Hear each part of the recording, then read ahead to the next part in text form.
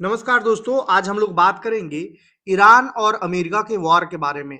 Iran और America का war के बीच में भारत जो है वो एक बड़ा संकट से गुजर रहा है, वो है एनर्जी संकट।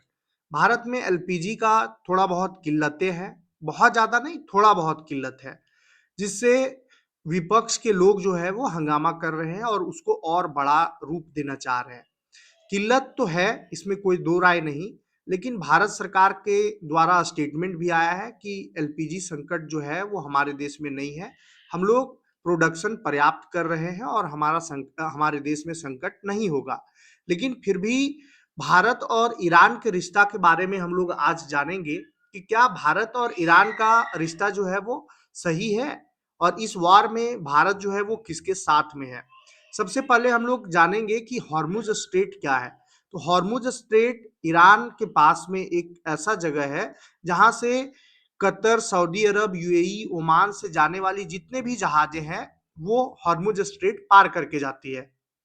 अब अगर आप सऊदी अरब से, कतर से, यूएई से, फारस की खाड़ी से जितने भी सामान आप लेकर के जाते हो, हॉर्मुज स्ट्रेट से पार करना होता है। और हॉर्मुज स्ट्रेट पे बैन लगा दिया है ईरान ने, यानी कि ब्लॉक कर दिया है। ईरान का कहना है कि जितने भी जहाजें हॉर्मुज स्ट्रेट से पार होंगी, हम उस पर हमला करेंगे।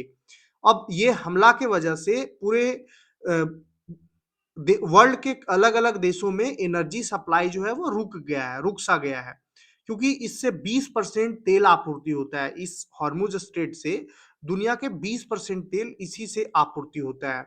भारत में भी थोड़ा बहुत गड़बड़ी हो रहा है, लेकिन इसी बीच भारत और ईरान का रिश्ता जो है वो सामने आया और ईरान के जो राजदूत हैं भारत में, उनके तरफ से ये स्टेटमेंट आया कि भारत के जितने भी जहाजें हॉर्मुज स्ट्रेट से पार करेंगी, उस पर किसी भी तरह का ईरान का हमला नहीं होगा। मतलब ईरान का कहना है कि आप अपना जहाज लेकर के जाओ, सुरक्षा की गारंटी मेरी है। तो ये तो बहुत क्लियर हो गया कि भारत और ईरान का रिश्ता जो है अभी भी बरकरार है।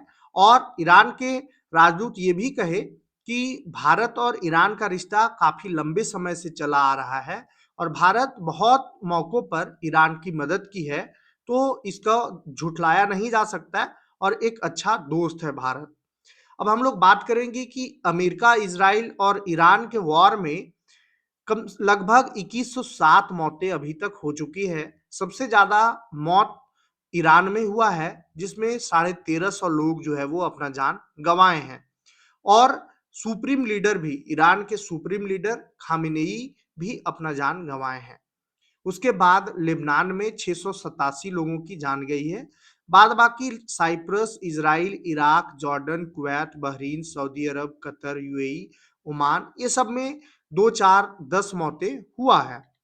अब हम लोग बात करेंगे कि भारत और ईरान के राजदूत, भारत में ईरान के राजदूत मोहम्मद फतहाली ने कहा कि ईरान भारत को सुरक्षित रास्ता देने के लिए तैयार है।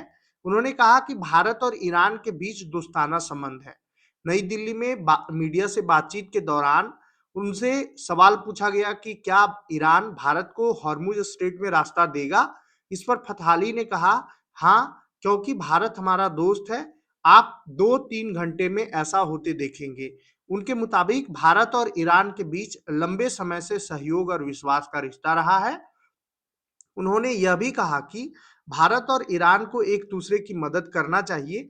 फथाली ने कहा कि भारत सरकार ने कई मौकों पर ईरान की मदद की है और ईरान को भी भारत के साथ सहयोग करना चाहिए। इसी बीच ओमान के सोहर प्रांत में ड्रोन गिरने से 2 भारतीय कामगारों की मौत हो गई है।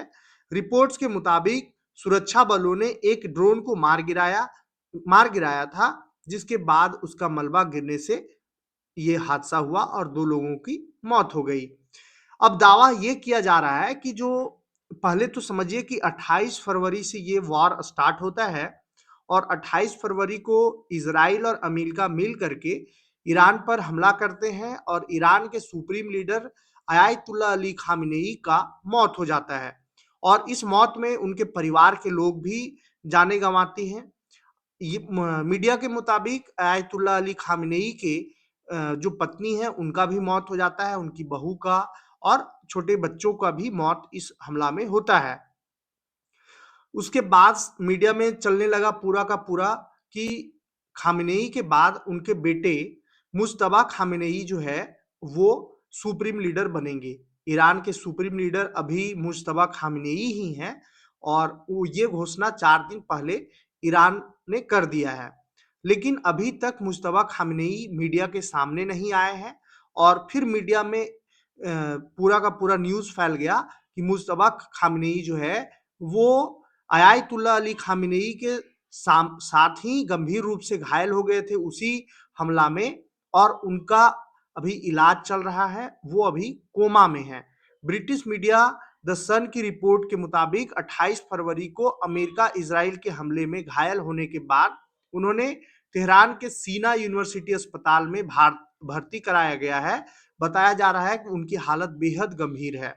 रिपोर्ट के मुताबिक हमले में चोट इतनी गहरी थी कि उनका एक पैर काटना पड़ा और लीवर को भी गंभीर रूप से नुकसान पहुंचा है।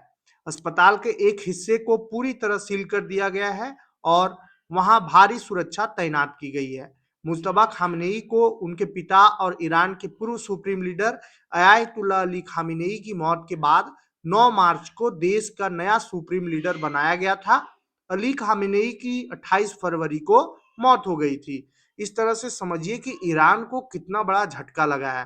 पहला तो सुप्रीम लीडर का चला जाना, उसके साथ में उनका परिवार का भी जाना और फिर जो सुप्रीम लीडर उनके बेटे को बनाया गया मुज्तबा खामेनेई को, वो भी गंभीर रूप से घायल हो गए और एक पैर उनका अगर काटना पड़ रहा है, तो ये समझिए कि किस तरह से इज़राइल और अमेरिका मिल करके टूट पड़ा है ईरान पर और ईरान कितना क्षति और कितना नुकसान पर है। ईरान की हालत अभी सच में बेहद नाजुक है।